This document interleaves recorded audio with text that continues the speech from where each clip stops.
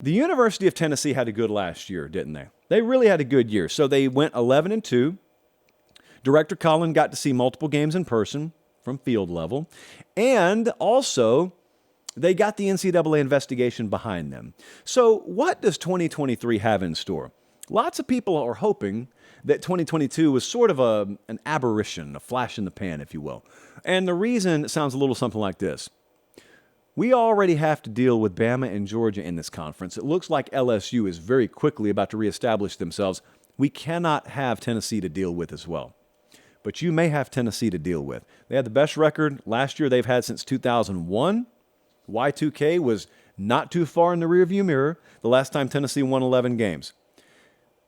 I think it's fair to say that I just paused for a hiccup. But I also think it's fair to say there is still some doubt around this program. There's still a little uncertainty. I have some. So I'm about to tell you the best case record for Tennessee this year, the worst case record, and what I think the likely outcome is.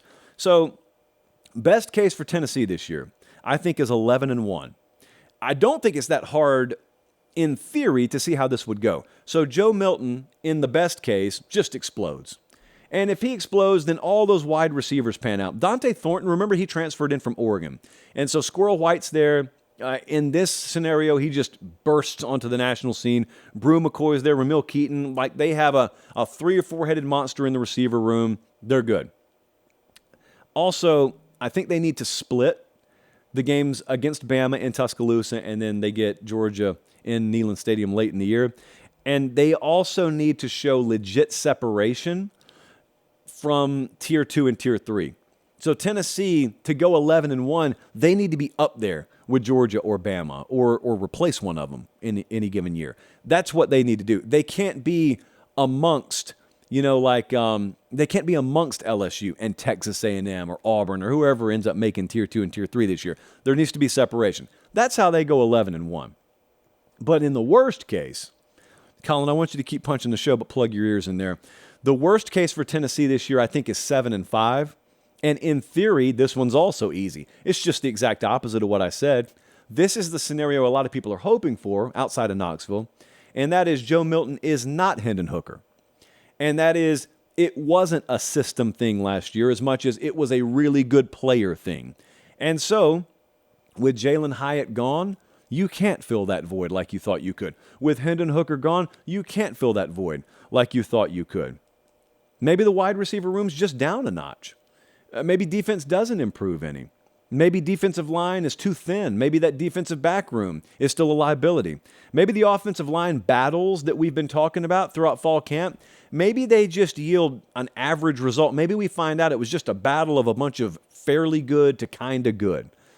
That's your worst case. And then also, as always, in worst case, injury happens. So 7-5 is the worst case. What is the most likely record for Tennessee this year? I think the most likely record for Tennessee this year is 9-3. This is not what's possible, mind you. This is what's likely. 9-3 is what I arrived at as most likely. You cannot convince me that in the most likely of scenarios, there's not some offensive regression from last year. It doesn't have to be catastrophic, but there has to be some pulling back to the pack. You cannot praise Hendon Hooker and the chemistry that offense had last year in one breath, and then also try and tell me, oh, it'll just happen again this year with a new cast of characters. Josh Heupel can be the best in the world, and that's still not the way it works. At Bama and versus Georgia, it's tough to just pencil in a win against either of those. I saw what happened last year, guys. You don't have to remind me. I saw what happened. But let's just say, for the sake of argument, let's say they lose those games. There's still this other batch of games at Florida week 3. Like your first time taking, well, they got a neutral site game, but your first time really taking Joe Milton on the road as your starting quarterback's in the swamp. And that's early in the season where even if Florida's bad this year, they don't know they're bad. What if Florida lost to Utah in week 1 and they're in desperation mode? They're in wounded animal mode in week 3. And you go in there and you're just telling me, 38-13, we'll roll out of there. Barely a grass stain on the jersey. That's not the way it works in the SEC. You guys know that. So you got them. You got South Carolina, A&M, at Missouri the week before you go to Georgia. It's not easy. So 9-3 is a good year. Tennessee is a very good team going 9-3. That to me is the most likely path for them this year. But as I told you, there are paths that go horribly right and horribly wrong mixed in that batch as well. I always picture in the prediction phase, I always picture like us dumping 100 simulations of the season into a barrel like the NBA draft lottery, and we just spin the barrel or the hopper, whatever they call it, and we pull out one little ping pong ball. And whatever's in that ping pong ball, that's the version of the season we got. There's a 12-0 in there. You know that, right? There's probably like a 6-6 in there. But there's a whole lot of 9-3 or 8-4 or 10-2, so that's why I went 9-3.